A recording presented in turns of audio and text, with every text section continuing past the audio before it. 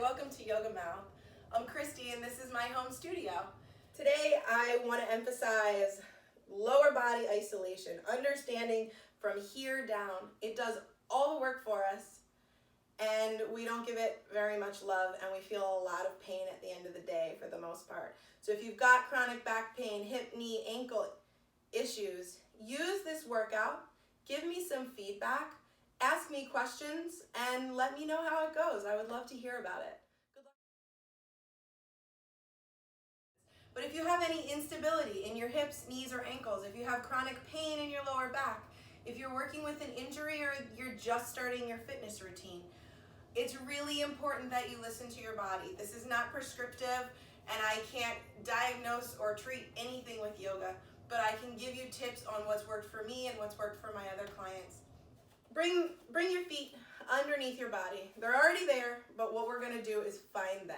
So bring the feet either underneath your hips.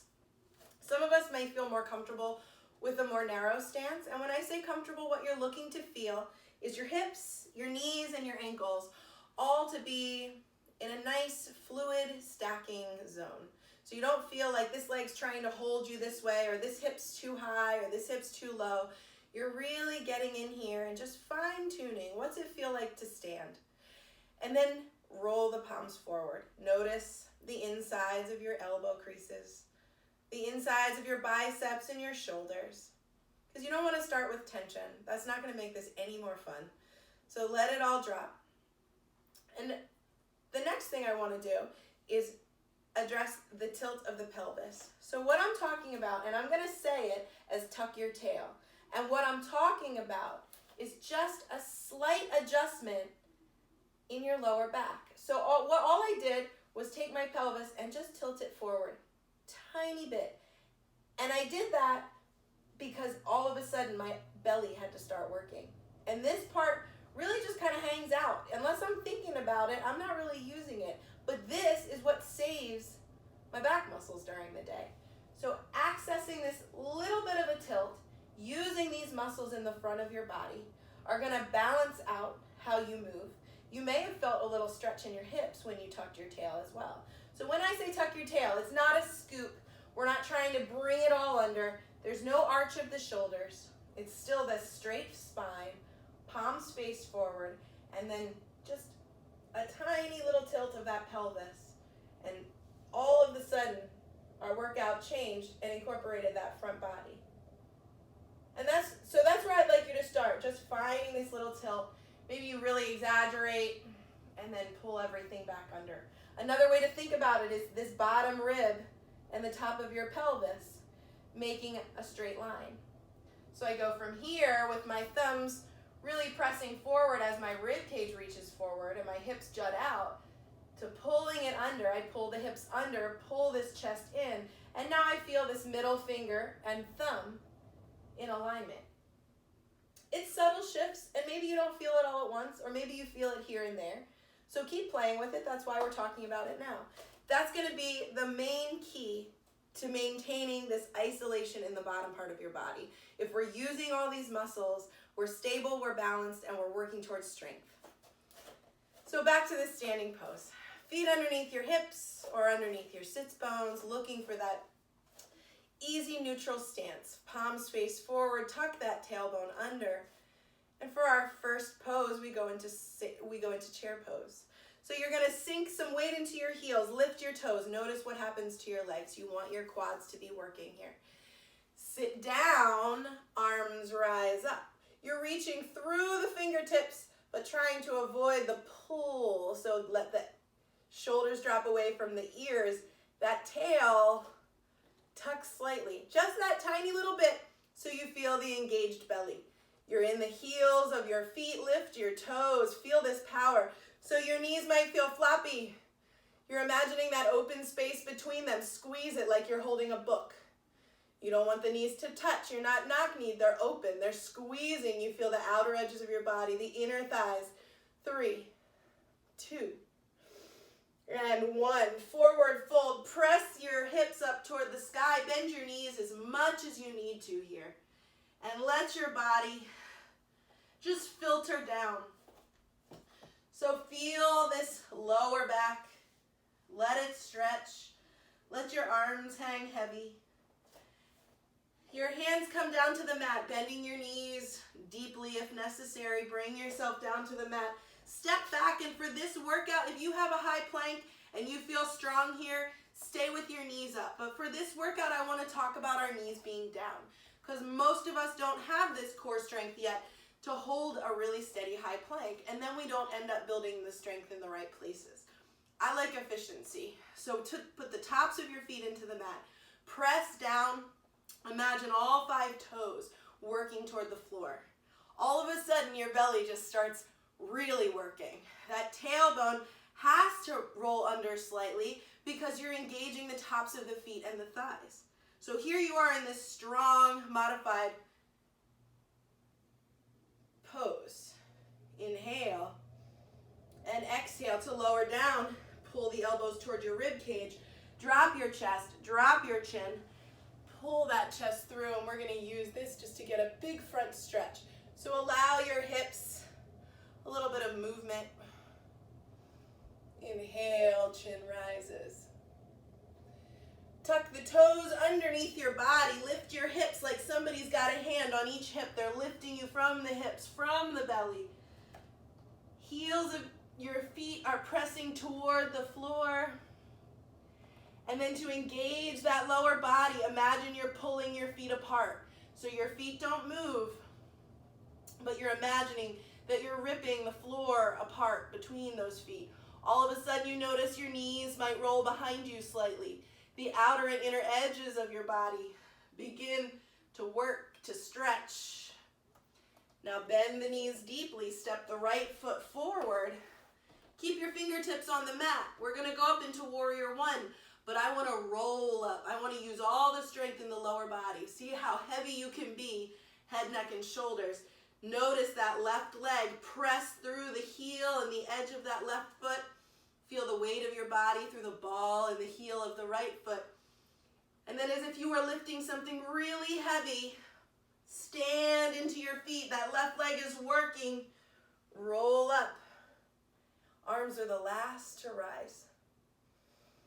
Inhale. Feel the power in your feet. So you may have elevated through your hands, drop through your shoulders. Imagine gravity gently pressing through your hips, knees, and ankles. Adjusting your hips now. You want to pull that left hip forward slightly. Bring the right hip back. You may notice this left hip crease. Change sensations. Press through the heel of the right foot, the heel of the left foot. That little tuck of the tail engages the belly. Inhale, stick with it. See if you can use a breath to support your shape. Breathing in, pressing through your feet. Exhale, heavy through your feet. Very nice. And from here, we're going to come all the way back down. Hands come to the mat. Step yourself back. Drop your knees into that high plank once again. Tops of your feet pressing deeply into the floor. Feel your belly muscles work. Slowly lower chest, chin. Pull through. Check the shoulders. Can you make more space? Bend your elbows slightly. Chin rises. Roll over those toes, hips up. Here in this downward facing dog, hang with me. Come out anytime you need a break. But if you're here, we're going to add a little to that bottom half. So as you're pulling your feet apart, notice the roll of your kneecaps. They roll inside your body and around. They're rolling toward the back of the room. Notice how that changes through your lower back and your pelvis. Make sure you feel your kneecaps rising so your upper thighs are working. Bend your knees, step that left foot forward, that right foot back. Fingertips to the mat. We set up for strength and stability here. Feel the weight of your body in the right foot. Press through the outer edge of the right foot.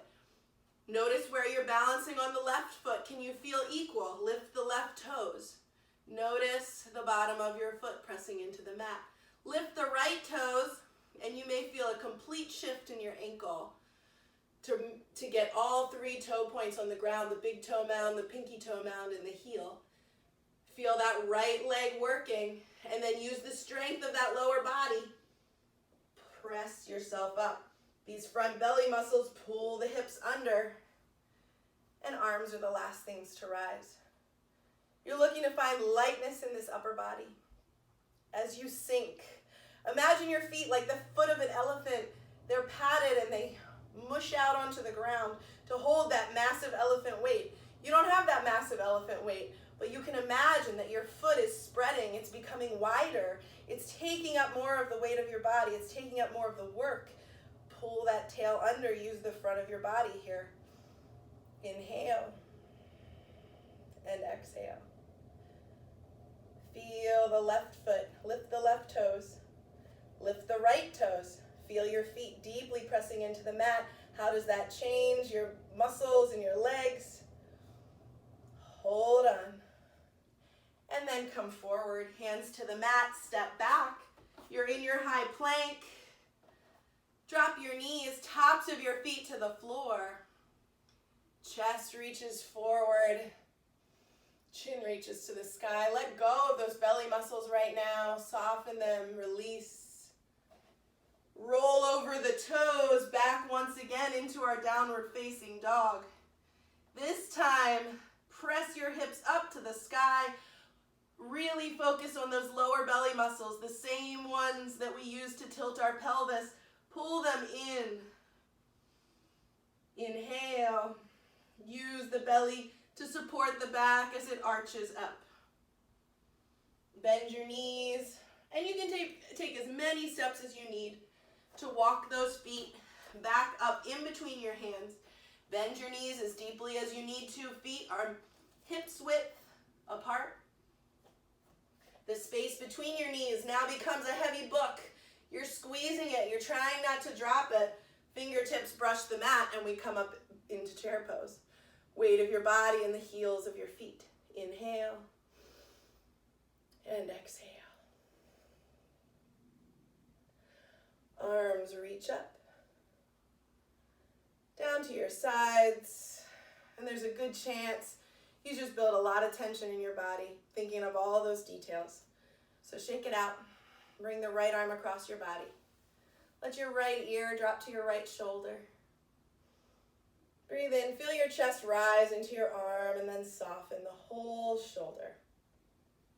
Let that arm drop. And now the left arm crosses over. You can hook it with that right elbow. Let your left ear come to the left shoulder. Feel the side of your neck here. Inhale and exhale. Let it all drop. Bring your hands together at heart center. So good luck on your journey. My honor and my privilege.